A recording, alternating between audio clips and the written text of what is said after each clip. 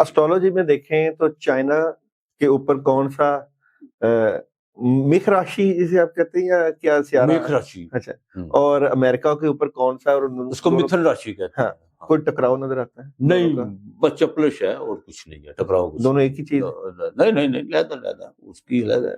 हाँ, मेष राशि और मिथुन राशि है, दोनों ऑपोजिट आपस में। उसका जो मालक है वो मंगल है, उसका जो उनसे वो मरकरी है, तारत है दोनों ऑपोजिट आपस में, लेकिन नहीं ऐसी कोई नहीं है। तो खान को कब निकाल रहे हैं आप? खान के देखिए असल में बात यह अक्टूबर के बाद काफी रिलीफ मिलने जा रहा है। नहीं, कब आएगा बाहर? एस्ट्रोलॉजी क्या कहती है? एस्ट्रोलॉजी कैफे का नाम? कैफे का नाम बिल्कुल नहीं, आपने तो कैलकुलेशन की बात कही है। बिल्कुल 2026 जून से ना। 2026 कौन सा महीना? मार्च अप्रैल मई, इन 3 महीनों में किसी वक्त भी जौन सा वो आपको प्रोग्राम कर लेना मैंने आपके साथ। मैं बिल्कुल मैं हाजिर हूँ आपके साथ, ना भी आया फिर भी आ जाऊंगा, कोई ऐसी बात। नवाज शरीफ साहब का मुस्तकबिल खत्म हो गया, क्या लेना आपने नवाज शरीफ साहब से?